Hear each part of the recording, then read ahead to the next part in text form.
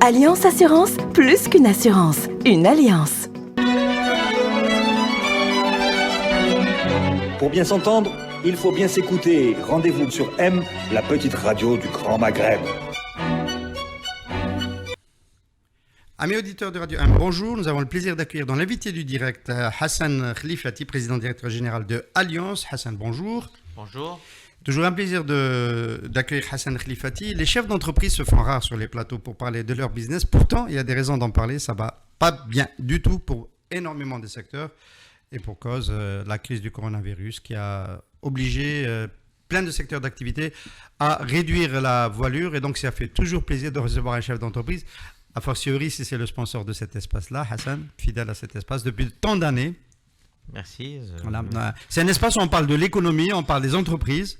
Eh ben oui, il faut bien qu'on ait des espaces pour parler des choses qui intéressent aussi les chefs d'entreprise. Et c'est un espace où on aime bien annoncer des bonnes nouvelles parce que c'est pas toujours possible d'annoncer des bonnes nouvelles pour des chefs d'entreprise qui nous ramènent de bons résultats. C'est quand même l'actualité de Alliance Assurance qui a tenu son assemblée générale des actionnaires. Alliance Assurance qui est une société toujours cotée en bourse. Je dis toujours parce que vos amis de Ruiba se sont délistés, sont en train de se délister de la bourse d'Alger. Vous êtes toujours à la bourse d'Alger. Vous êtes tenu à des règles de rigueur. Vous avez tenu donc votre assemblée générale. Vous allez nous en dire un mot. Vous avez fait une bonne année 2019 en dépit des apparences. Oui, on a été un petit peu. D'abord, on a tenu notre assemblée parce que la réglementation nous pousse, nous oblige à une certaine rigueur et une certaine démarche pour communiquer sur nos résultats, pour communiquer aussi avec nos actionnaires. Donc nous avons pu tenir cette assemblée suivant un protocole sanitaire qui était adapté à la conjoncture actuelle.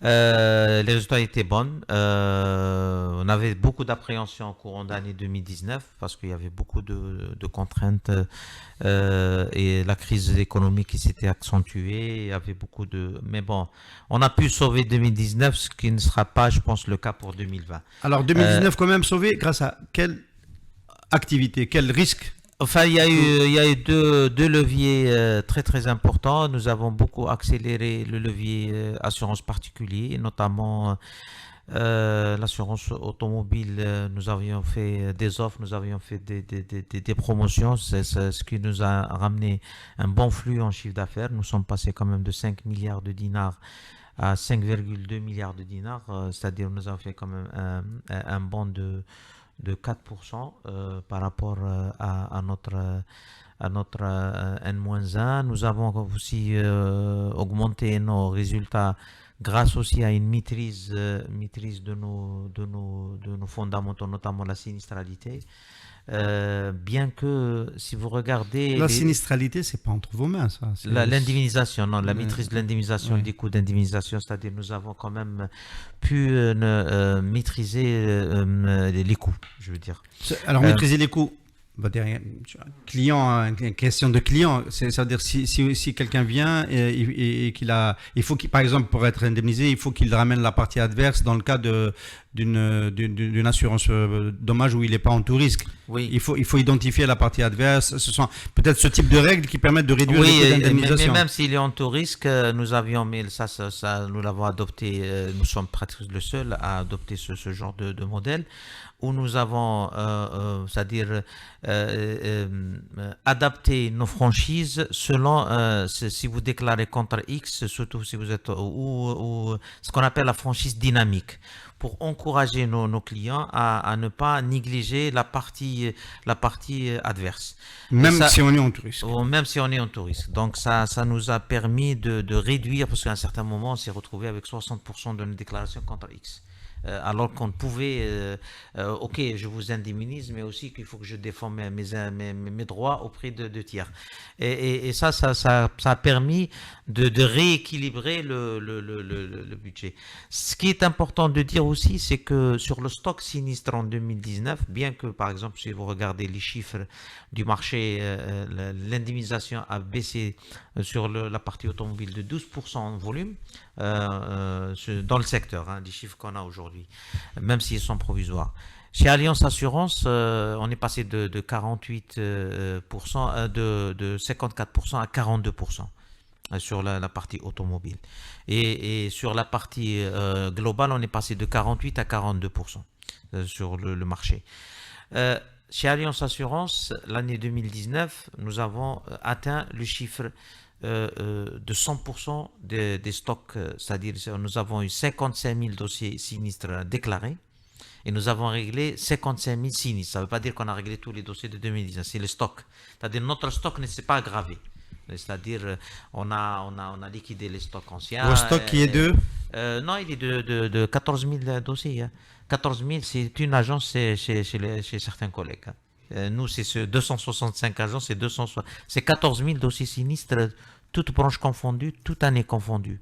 C'est-à-dire, parce que nous avons aussi... 14 000 sinistres en instance. En instance, mais si et vous 55 regardez... 000 sinistres liquidés en 2019. Oui, si vous regardez sur les 14 000, vous allez trouver peut-être 12 000 qui concernent le mois de novembre et ou les 3 derniers mois de l'année 2019. Est-ce que c'est pour ça que vous avez quand même capté une nouvelle clientèle, en dépit du fait qu'il y a moins il y a moins de couverture du risque automobile parce que le marché a stagné? Effectivement, je pense qu'on capte une niche de clients, c'est-à-dire parce que vu que le marché il est basé sur le dumping, sur la concurrence déloyale, l'absence de régulation, le sous-provisionnement, il y a tous les tares du marché. On va y revenir. Les tares du marché sont connus. Donc nous essayons de fidéliser, de défendre notre portefeuille, de fidéliser et de capter une clientèle qui sait apprécier la qualité du service et la qualité de... Nous avons lancé aussi en 2019 l'espace client pour les professionnels où nous avons donné accès à des professionnels à notre base de données pour nous challenger, pour voir comment leurs sinistres sont gérés, pour voir comment leurs contrats sont gérés. Ils peuvent tout gérer de leur poste. Nous sommes les seuls à avoir osé le faire. Bien que on a eu de la résistance en interne, hein, parce que les gens, nos partenaires ne voulaient pas d'être un petit peu, parce que quand il va raconter, il va dire oui, le dossier est au niveau de la direction générale, notre partenaire, notre client, il peut aller avec son mode login, il peut voir que le dossier a été déjà, c'est-à-dire il est en instance de règlement. Donc pour essayer un petit peu...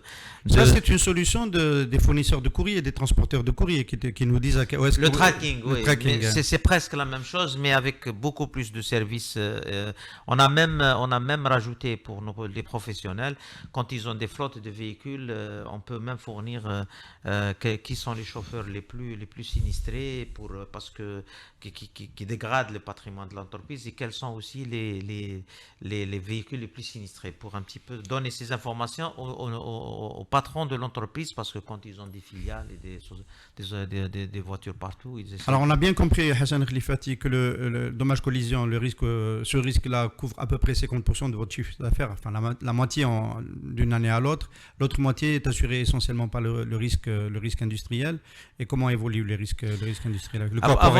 Avant d'aller sur le risque industriel, je voulais juste rajouter un mot sur l'Assemblée générale parce que c'est très important. Donc nous avons décidé, malgré que nous sommes dans une conjoncture très compliquée, manque de liquidité pour 2020, de donner des dividendes à vos actionnaires. On a même donné des dividendes et on les a même arrondis, enfin on a augmenté de 10% de la valeur des dividendes, on est passé de 45 dinars à 50 dinars. Ce qui n'était pas... Bon, il y a eu beaucoup de débats en interne au CA. Est-ce qu'on prend des précautions? Est-ce qu'on prend des précautions? Alors, dans une bourse normale, oui, une prise d'intérêt, ça tasse la cotation du titre. Quand on prend des dividendes, le titre a tendance à... Parce que ce n'est plus un titre qu'on peut vendre tout de suite. Les intérêts ont été pris, les dividendes ont été pris, donc... j'imagine que sur la bourse d'Alger, ça n'a eu aucune incidence sur le titre. Ça n'aura pas d'incidence ni maintenant, ni dans 6 mois. La bourse d'Alger, elle est connue, elle n'est pas dynamique, c'est une bourse qui a besoin peut-être d'une réforme, mais ça, on pourra en faire une émission spéciale.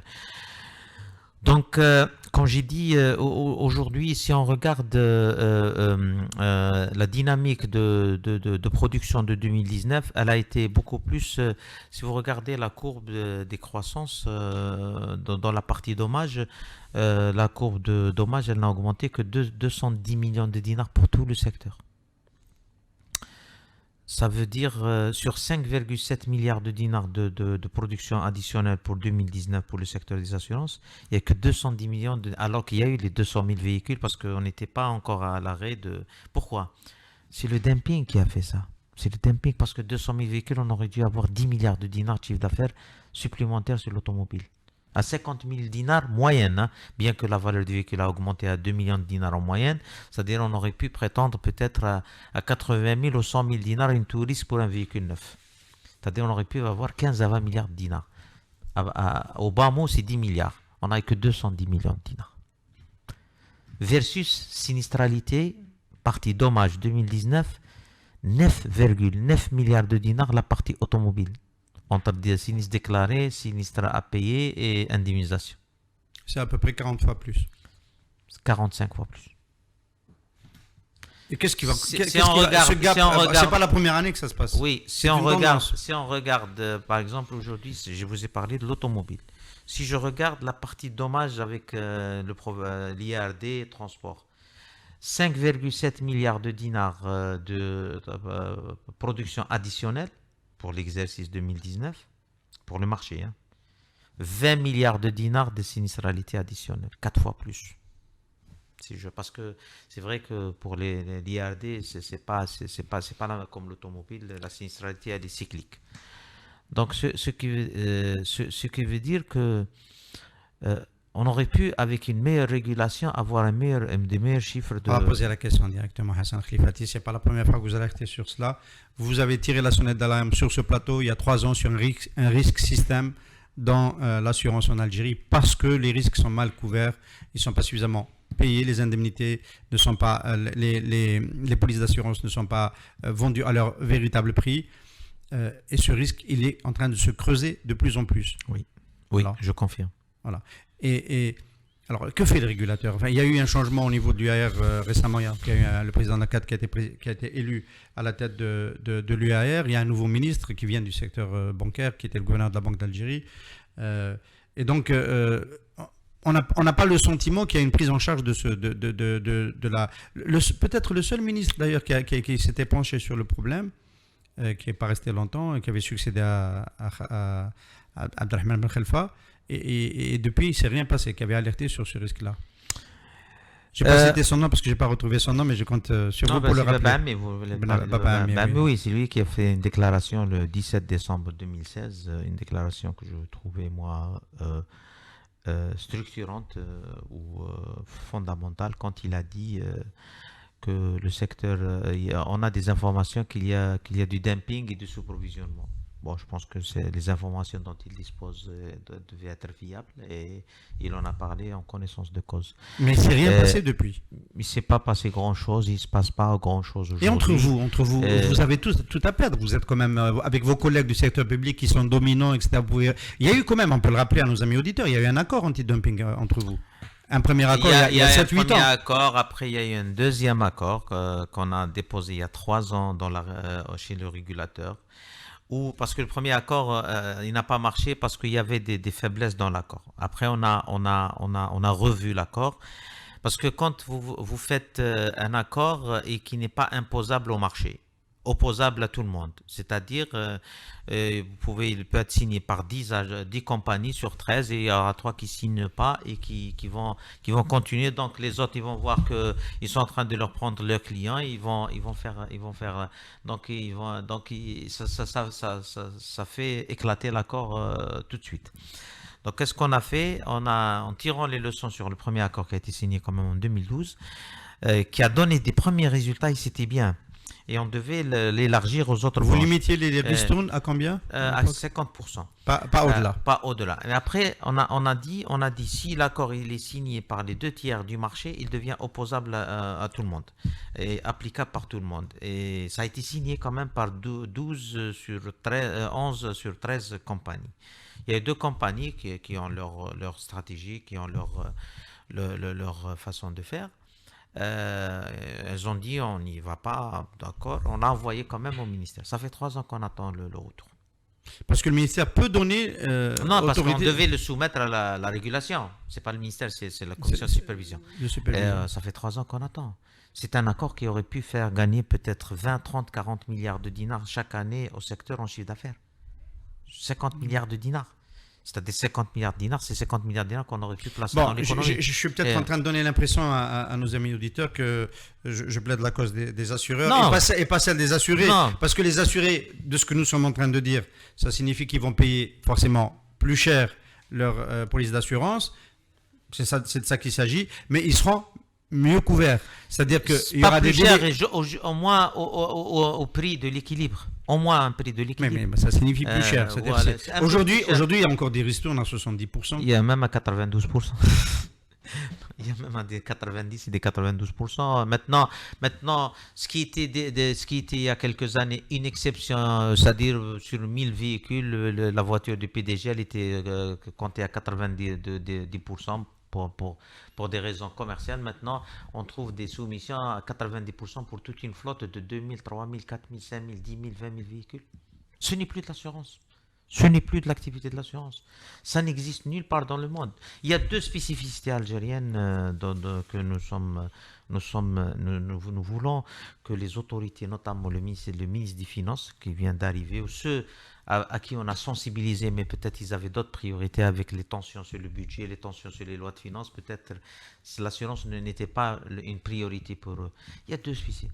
Il y a cette histoire de guerre de prix et de dumping et de provisionnement qui met en danger tout le système et qui creuse un petit peu la stabilité du système. Il y a aussi la vente des assurances à crédit. Ça n'existe nulle part au monde. Il n'y a qu'en Algérie qu'on a créé ce... Et aujourd'hui avec la crise du corona, puisqu'on en vit, les compagnies d'assurance, elles vont le payer cher parce que beaucoup d'entreprises ne peuvent pas payer leur assurance en 2020. Donc elles vont parce qu'on a autorisé cette vente à crédit qui n'existe nulle part dans le monde. Je pensais que ça avait été annulé, enfin, vous voyez, la vente à crédit, que ça avait été suspendu. Non, on se rappelle du grand conflit entre Allianz et les établissements Tahkout, Oui. justement parce qu'il y avait une partie du contrat qui était à crédit et qui avait causé un gros préjudice qui était passé par la justice. Ça existe toujours. On a milité, je milite toujours pour qu'on revienne aux règles universelles. On est couvert quand on a payé. Non, paye, non couvert. Si vous n'êtes pas... Parce qu'aujourd'hui, même si vous n'avez pas payé, vous avez un sinistre, vous allez chez le juge, votre sinistre est payé, mais votre prime peut ne pas être payée. Parce qu'il vous dit c'est un autre dossier, je ne le prends pas en charge. S'il y a eu contrat, voilà. Le paiement, c'est autre chose. C'est pas normal. Alors, pour essayer d'expliquer, parce que quand même, on est sur quelque chose, on lève peut-être, on est en train de mettre la lumière sur un gros risque, hein, parce que c'est quand même un secteur important. En cumulé, en production, il dépasse les 200 milliards de dinars. On a parlé de combien tout à l'heure pour tout le secteur de l'assurance? Enfin, on est à 150 milliards de dinars. 150 milliards de dinars pour la partie IARD. Hein. On n'a pas parlé de la partie vie. Non, le tout. Le tout, très bien. Le tout, alors, qu'est-ce qui risque de... Est-ce qu'on est dans un scénario... 152. Est-ce qu'on est dans un scénario de cavalerie? Parce que si on est une banque, on comprend, on a suivi l'affaire Khalifa, on donne des crédits à un taux d'intérêt pour les dépôts, pour ceux qui déposent, qui cassent la concurrence, tout le monde vient. C'est une manière de faire du dumping en sens inverse. Hein. Tout le monde vient déposer chez nous, mais après on n'est plus en mesure de rembourser. Et à un moment donné, il se passe quelque chose, c'est de la cavalerie, on va ramener beaucoup de dépôts, mais s'il y a le moindre incident, après on ne peut plus rembourser, parce qu'il n'y aura pas assez de dépôts pour couvrir les sorties et les remboursements nécessaires. Est-ce qu'on risque pas d'avoir une faillite d'une compagnie d'assurance qui, peut-être, elle aura quelque chose de bon. Elle va ouvrir les yeux aux régulateurs, au public, sur ce risque systémique.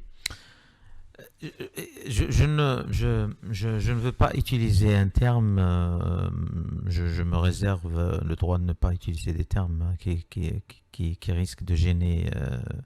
Moi, je dirais que, comme le disait à un certain moment M. Kamdessus, l'ancien directeur général du FMI, on se nourrit de chiffres et pas d'illusions. Aujourd'hui, les chiffres sont là, sont posés sur la table.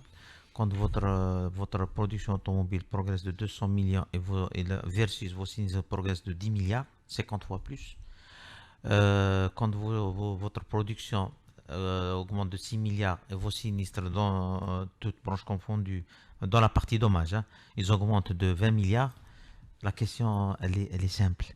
Et ça, et je ne parle pas de la moyenne de provision par dossier, et je ne parle pas des créances. Des créances qu'aujourd'hui qui deviennent une bombe à retardement. Une bombe à retardement pour le secteur. Une bombe à retardement. Puis alors, ça, c'est les créances des assurés sur leur compagnie, sur leur Oui. assureur. Oui, c'est l'assureur. Oui, C'est celui qui est assuré qui attend l'indemnité. Non, le contraire, les créances des assureurs sur leurs assurés. Le fameux crédit. Les crédits. Ça, c'est une autre bombe à retardement. Parce que la boule de neige, elle est en train de grandir et personne ne veut traiter le dossier. Moi, en tant que vice-président de l'UR, en tant que membre de l'UR, j'ai toujours posé le problème. J'ai toujours posé le problème, que ce soit à l'UR, que ce soit au ministère, avec les derniers ministres, à chaque fois que j'ai eu l'occasion de les voir, je posais les problèmes. Bon, comme je vous ai dit, il y a eu beaucoup de tensions sur le budget ces dernières années avec la crise. Peut-être ils étaient beaucoup plus préoccupés pour équilibrer les lois de finances que de s'occuper du secteur des assurances. Mais je pense qu'à un certain moment, je pense qu'on est en train de parler de réformes, on est en train de parler d'une nouvelle dynamique. Donc il faut peut-être... Alors, l'UR, vous avez essayé de sensibiliser, bon, ça bouge tellement vite en ce moment, le ministère et le régulateur en mai dernier en transmettant un document consensuel que vous avez signé ensemble pour proposer des mesures d'atténuation des effets de la crise du corona. Parmi ces mesures, il y avait notamment la levée de cette disposition de la loi de finances pour 2020 qui vous charge, vous, c'est assureur, de collecter la nouvelle taxe sur la pollution. Vous avez contesté cette décision-là parce que, en fait, c'est quelque chose qui fait un effet d'éviction. Ça rend plus cher. Les gens ont l'impression de payer plus cher leur police d'assurance et donc vont choisir une couverture plus basse sans changer leur budget. Sans changer leur budget. Entre 1500 et 3000 dinars. Entre 1500 et 3000 dinars. Et cette disposition n'a pas été conduite dans la LFC 2020. J'imagine que vous êtes déçus.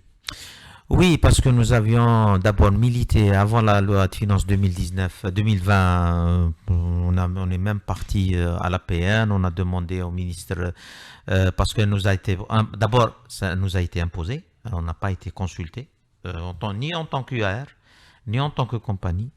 Deuxièmement, on nous a chargé de collecter un impôt, nous, des entreprises privées, gratuitement, avec tous les risques, parce que nous avons un risque c'est l'argent de l'État, c'est l'argent du Trésor. Enfin, vos collègues de l'assureur public peuvent dire la même chose, ce sont des entreprises. Oui, mais bon, comme il y a une imbrication entre leur capital, le Trésor public, c'est lui qui détient, il peut peut-être faire une dérogation de dire, moi je le fais gratuitement, mais les privés, d'abord il y a un facteur de risque, c'est de l'argent de l'État. Si quelqu'un vous détourne une recette, ça veut dire que vous êtes responsable devant l'État en tant que compagnie. On n'a pas été consulté. Vous devez être percepteur pour l'État. Voilà, percepteur, ce n'est pas notre métier. Nous avions alerté les députés, mais bon, ça n'a rien donné. Nous avons alerté, on a écrit au ministère, on a demandé, parce qu'on nous l'a imposé. On ne nous a pas demandé notre avis. Nous avons été imposés pour le faire. Ça, c'est quand même, c'est la façon de faire. Je pense qu'elle était peut-être un peu... Peut-être on aurait pu anticiper de dire, voilà les risques. Les risques, bon. La deuxième des choses, c'est que les 3 premiers mois avant le corona, qu'est-ce qu'on a remarqué? Je parle de ma compagnie, mais avec les collègues, c'est la même chose. C'est que la régression du chiffre d'affaires automobile pour 2020 représentait le montant de la collecte de la taxe. C'est aussi simple que ça. Ça veut dire les 12 ou 15 milliards de dinars qu'on va payer à la fin de l'année au Trésor public sur la collecte de la taxe, ça sera ponctionné directement sur le chiffre d'affaires des compagnies. Parce que quelqu'un qui a un budget d'assurance, il ne veut pas le changer. Il vous dit, vous me changez les garanties. Débrouillez-vous, et c'est ce qui se passe, systématiquement. Ça, c'est la première des choses. Donc, on aura l'impact du corona, on aura l'impact de la taxe, on aura l'impact des créances impayées que de la boule de neige est en train de grandir. Un mot sur la taxe. Est-ce que vous avez réfléchi à comment on peut, l'État peut vous allez me dire, c'est pas le problème des assureurs, c'est à l'État de trouver la solution, mais comment il peut la collecter autrement qu'en passant par les assureurs? Elle peut être collée à la vignette comme elle peut être collée au contrôle technique, hein. Parce que le contrôle technique, c'est... voilà. La vignette, ça paraît plus juste. Parce que on va quand on paie sa vignette, on peut avoir une vignette verte. Voilà. Elle peut être collée à la vignette comme elle peut être... Comme la vignette, elle est collectée par les services de l'impôt, c'est plus juste. C'est plus... Oui. Alors, 2020, vous avez dit qu'on est sur un très mauvais trend. Très mauvais trend. Très mauvais trend. Alors, nous, on n'a pas compris. Pourquoi la... Bon, on peut comprendre que les activités liées à l'hôtellerie, au tourisme, au transport, au bâtiment régressent, mais pourquoi il y aurait une régression dans l'activité assurance? Ok, d'abord, je veux dire une chose. En 2020, aujourd'hui, à la fin du premier semestre, nous sommes déjà à une moyenne de moins de 20% d'activité d'assurance sur l'année, sur le premier trimestre versus N-1. Bien sûr que quand il y a eu le confinement, le premier confinement, les gens se sont recroquevillés sur eux-mêmes. Il y avait un instinct de survie que de réfléchir à son assurance ou réfléchir. Même les entreprises aujourd'hui, beaucoup retardent le renouvellement de leur police d'assurance. Ils ne savaient pas comment. Ça, c'est peut-être. J'arrive pas encore à voir quel est le risque qu'on ne va pas assurer parce qu'il y a le corona. Bon, sur le Covid, d'abord, les gens ils avaient peur de se déplacer. Le corona, il a révélé aussi pour nous, le secteur des assurances et pour toute l'économie, notre degré de sous-développement numérique. Il faut le dire, il faut l'assumer. Mais ça, c'est pas que la responsabilité des entreprises, mais il y a la responsabilité aussi de l'absence de l'infrastructure Internet qui permet aussi de lancer des services numériques et les moyens de paiement. Donc ça, c'est un autre débat, c'est beaucoup plus macro. Mais aussi, les gens, ils avaient peur. Donc, je vous dis, mars 2020, Allianz, on a eu moins 30%. Avril, on a eu moins 60% de chiffre d'affaires versus avril 2019. Mais ça a commencé à se rétablir un peu. Juin, on est rentré dans un équilibre, mais sans avoir de croissance réelle.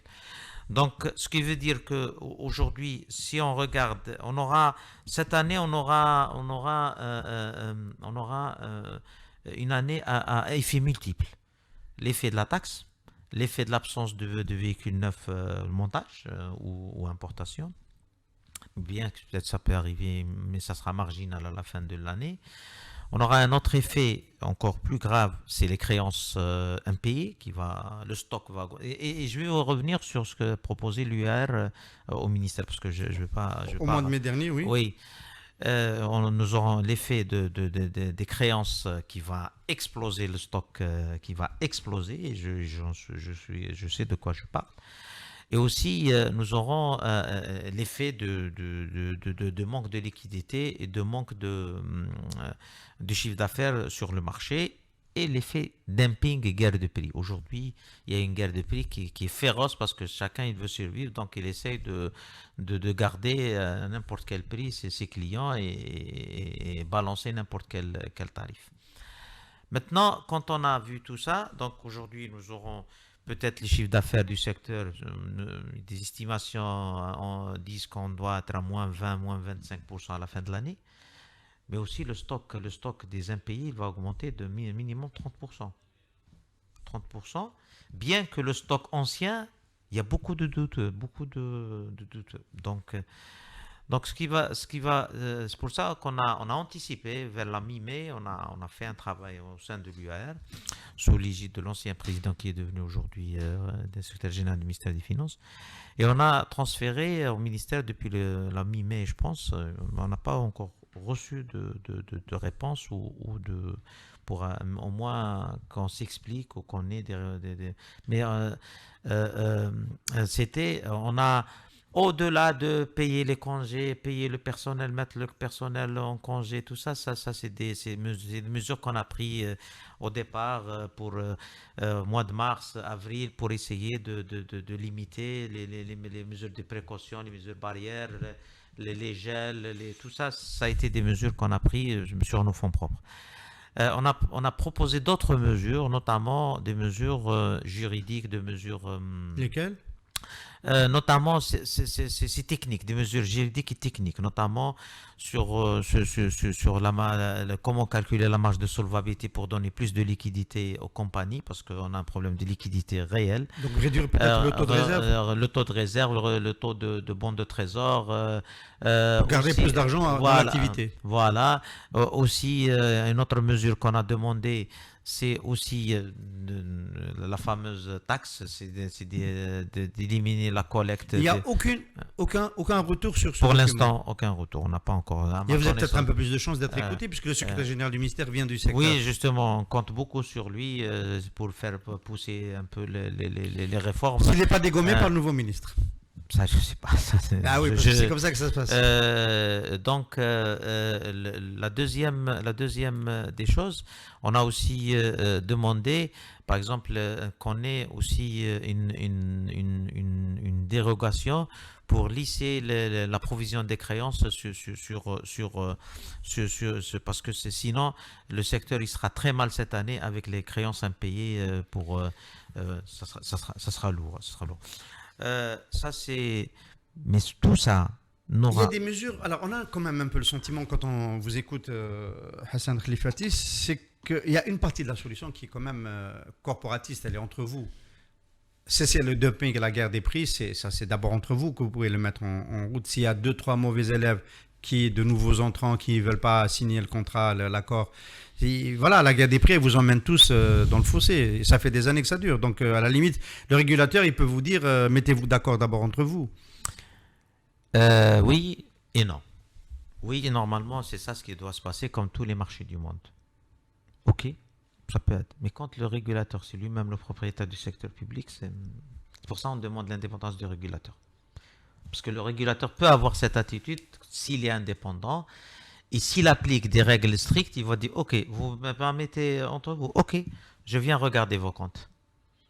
Pourquoi vous avez vendu? Si vous êtes bien approvisionné, vendez gratuitement l'assurance, ça ne me dérange pas. Si les intérêts des assurés sont sauvegardés. Mais ce n'est pas le cas. Quand on voit le taux moyen de provisionnement, il est désastreux par dossier.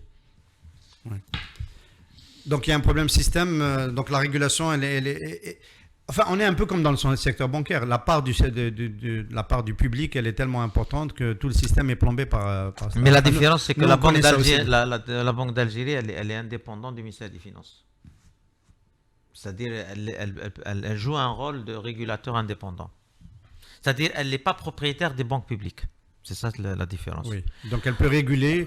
Elle peut réguler. Bon, même si elle donne des petits privilèges, je ne sais pas, elle peut être un peu plus indulgente avec le secteur public, mais elle est quand même, elle est à équidistance.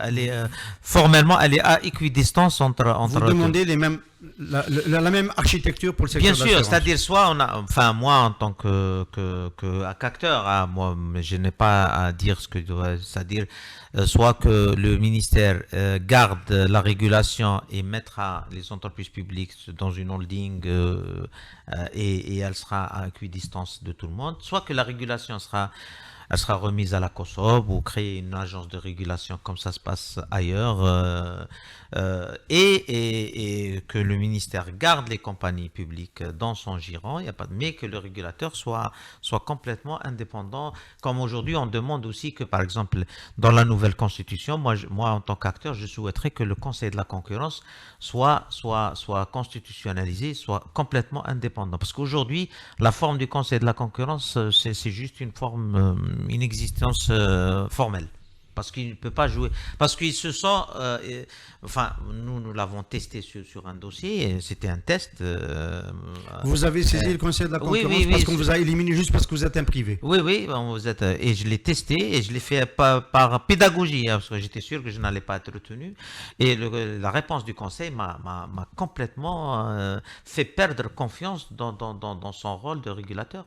Donc, il s'est senti obligé de demander l'avis d'une partie concernée et il m'a fait une réponse qui était choquante pour moi en tant qu'acteur sur le plan et c'est pour ça que j'ai perdu totalement confiance depuis vous avez tendance à ne plus soumissionner dans les marchés publics parce que quand il y a un concurrent public, assureur public, ça. Non, il y a aujourd'hui, il y a la discrimination. D'ailleurs, le président, hier, il a parlé d'éliminer la discrimination dans le nouveau modèle économique. Parce qu'il y a une discrimination. Le président de l'UE ou le président de la République? D'accord, c'est important de le faire. Non, le président de la République. Monsieur Tebboune a le temps de parler de ça. Enfin, il y a eu hier une réunion, j'ai lu un peu les comptes rendus, je pense que j'ai vu qu'on a parlé de l'élimination de la discrimination publique. Alors, et c'est une bonne chose. On arrive, Hassan Khlifati, sur la fin de cette émission. Ça nous offre l'occasion d'avoir votre commentaire sur, bon, vous avez été déçu par le fait qu'on n'a pas enlevé cette disposition qui vous oblige à collecter de l'impôt, c'est le cas de le dire, mais est-ce qu'il y avait quand même dans la loi de finances complémentaire de 2020 quelque chose qui, du point de vue du business, vous a réjoui? Enfin, je ne dirais pas, je ne me place pas dans le thème de la réjouissance. Je dis qu'il y a des choses qui vont dans le bon sens. Bien que le 49-51 le laisser pour que le secteur de la pharmacie, industrie pharmaceutique, ça veut dire qu'il y a eu de gros lobbying dans ce secteur, alors que par exemple le secteur immobilier, on aurait pu, parce que c'est un secteur qui peut faire sortir beaucoup de la devise d'Algérie, on aurait pu le garder dans le giron de 49-51. Le secteur financier, banque et assurance. Bon, après, si vous continuez comme ça, vous allez me dire qu'il valait mieux laisser le 21, le 49-51. Non, j'ai pas dit ça. Non. Après, dans les assurances. Non, il n'a pas été. Non, mais c'est pas plus mal.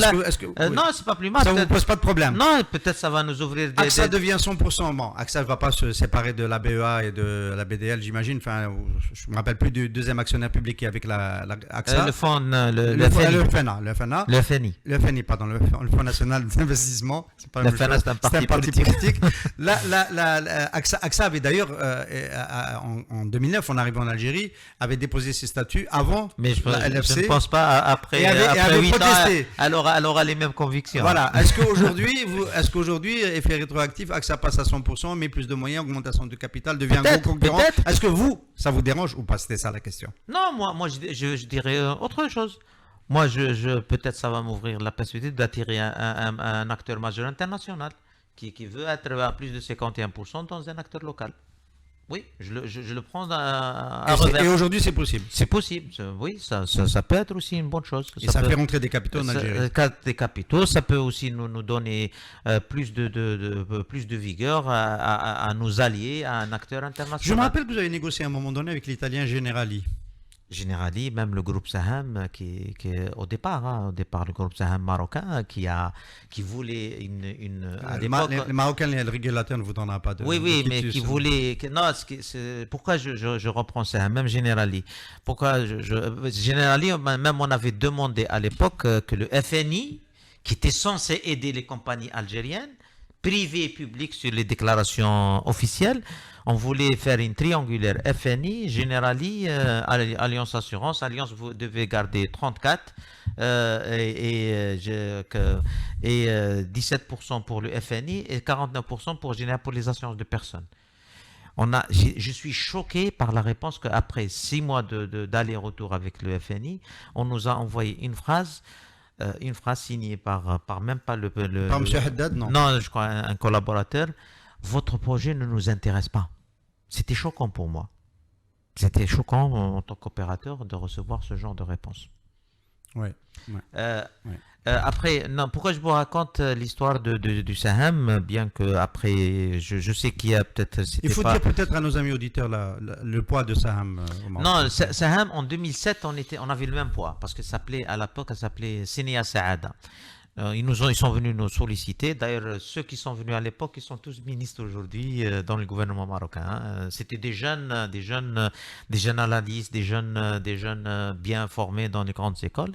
Ils sont venus nous voir. Donc, ils nous ont fait une proposition très intéressante à l'époque. C'était de faire un échange d'actions croisées, 34% de part et d'autre, sans incidence financière, et qu'on devait développer l'Afrique ensemble. Après, bon, l'affaire ne s'est pas faite, on était jeunes, on ne savait pas, on revenait en 2007. 2007, ça c'est... Après, Ça s'est pas fait. L'histoire, on dira pourquoi ça s'est pas fait.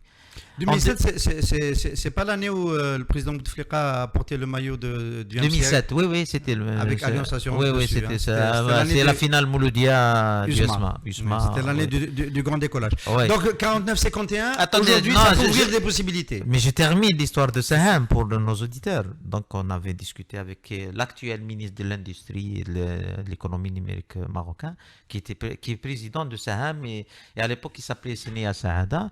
Ça, c'est pas fait. Lui, il a continué son bon nom de chemin avec un écosystème qu'il a favorisé. Il s'est installé dans 27 pays africains, qui est devenu le groupe Saham Assurance, qui a été revendu en 2018 au groupe Snalam Afrique du Sud, le numéro 1, pour 1,5 milliard de dollars. Qui vont soutenir la balance de paiement du Maroc. Oui. Bah oui. Oui, bien sûr. Ça, c'est vendu à 100%. Je ne sais pas, je n'ai pas les détails, mais D'accord. il y a eu un deal de 1,5 milliard de dollars sur une société qui avait le même capital que Alliance Assurance en 2007. C'est ce que je voulais dire. Ouais. C'est-à-dire c'est bien de le rappeler, Hassan Khalifati, parce que c'est bien de faire changer le regard des décideurs, du public, d'éduquer le public sur les opportunités que l'insertion dans l'économie mondiale peut donner, des possibilités de développement que ça peut donner, notamment du développement en Afrique, dans le cas de cette... Generali aurait pu être une... Parce que non, il y avait Generali, j'ai oublié de le préciser parce qu'il faut revenir. Generali, c'était à travers aussi un partenaire tunisien, le Maghrebiya. Donc c'était une triangulaire avec le FNI pour les apporter le... Parce que Generali est déjà présent dans le capital de Maghrebiya. Mais après, bon, ça c'est pas... C'est cette éducation-là qui manque. Vous avez fait l'expérience de la bourse, vous êtes coltiné à la COSOB, vous connaissez un petit peu ces développements financiers et ces montages. Vous avez l'espoir, on va terminer sur cette question-là, que au niveau de la mentalité, parce qu'on aura besoin d'attirer des capitaux maintenant, voilà, on n'a plus de réserve de change suffisante, et on a besoin de dynamiser l'économie, non pas seulement avec les capitaux, mais aussi avec des acteurs globaux qui peuvent nous emmener dans l'exportation. Est-ce que vous avez, sur la base des derniers développements, des dernières semaines, du nouveau gouvernement, etc., le sentiment qu'on en prend la direction ? Je dirais que nous avons besoin de réformes structurelles, irréversibles et profondes. Surtout, je mets deux lignes sur irréversible, parce qu'à chaque fois, on fait des réformes et on revient. On fait des réformes et on revient. On aura besoin de courage pour le faire, parce qu'il y aura... Et la mère des réformes, c'est le secteur financier et bancaire, et fiscal, et donc tout ce qui... et la numérisation. Ça, c'est... aujourd'hui, je dirais que le nouveau gouvernement, avec l'arrivée du nouveau président, bon, on est passé des 100 jours, après il y a eu le corona, il y a eu une crise mondiale, le corona malheureusement ne concerne pas l'Algérie, donc ces 2 derniers jours, on commence à parler de beaucoup plus d'économie avec le nouveau gouvernement. Le président de la République, il a réuni hier une task force de ministres pour parler de nouveaux modèles. Il y a des signaux, les premiers signaux, ce que j'ai vu hier sur les réseaux, c'est des bonnes pistes. J'ai pas encore vu sur le plan financier, sur le plan réforme financière. On attend avec le nouveau ministre qui vient de la Banque d'Algérie, du monde bancaire, qu'il y ait des vraies réformes financières et une vraie installation de l'Algérie dans un nouveau modèle économique que défend vos valeureux invités de CE à chaque fois. Des experts. Donc, il faut qu'on sorte de cette... Quand on discute avec les responsables politiques qui sont en charge des affaires du pays, on a de l'espoir, mais concrètement, il faut qu'on le voit sur le terrain. Et nous avons besoin de ces réformes pour sortir des modèles dirigistes, des modèles anciens, d'inscrire l'Algérie dans un modèle économique ouvert sur le monde, comme tu l'as dit. On a besoin de ramener des IDE, on a besoin de ramener des financements, on a besoin que nos banques se sortent de... Parce qu'aujourd'hui, les décideurs économiques, les décideurs politiques, les décideurs administratifs, de l'administration, les décideurs des banques notamment parce que la banque publique, elle représente 90% du marché. Ça bouge pas. Ça bouge pas, il peut pas, parce que c'est comme ça. Donc, ce qu'on demande, enfin, ce qu'on espère, ce qu'on souhaite, c'est qu'ils soient rassurés, qu'on leur dise, faites votre métier, financez l'économie, mais respectez la loi, et comme on le dit, la métaphore, c'est pas parce qu'il y a des accidents sur l'autoroute qu'on doit fermer l'autoroute. On doit peut-être punir les chauffards, et mettre peut-être des lois un peu plus claires et mais l'autoroute doit continuer à circuler. Sinon, à chaque fois qu'il y a un problème, on ferme un secteur ou on ferme.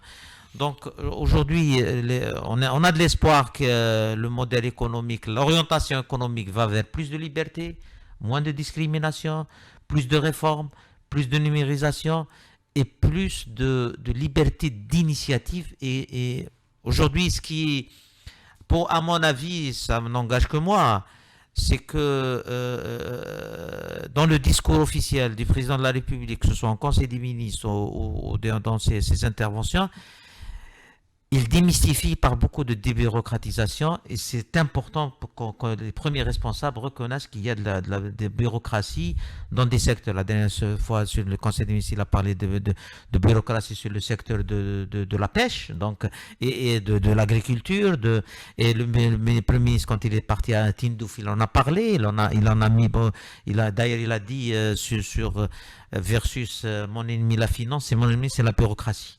Donc c'est déjà important que les premiers responsables politiques assument cette... Mais on peut rappeler, pour terminer cette émission, qu'il y a un document sur le bureau du ministère des Finances qui est de l'UAR. Il n'y a pas eu de réponse depuis le mois de mai. Et il y a cet accord sur anti-dumping qui attend le retour aussi du régulateur depuis 3 ans. Oui. Et on est dans des exemples de bureaucratie. Merci beaucoup Hassan Khlifati d'avoir été notre invité pour l'invité du direct. Merci à nos amis auditeurs de nous avoir suivis. Dans 1h30 de temps, vous avez rendez-vous avec l'équipe de Manage Sectin. À très bientôt. Alliance Assurance, plus qu'une assurance, une alliance. Pour bien s'entendre, il faut bien s'écouter. Rendez-vous sur M, la petite radio du Grand Maghreb.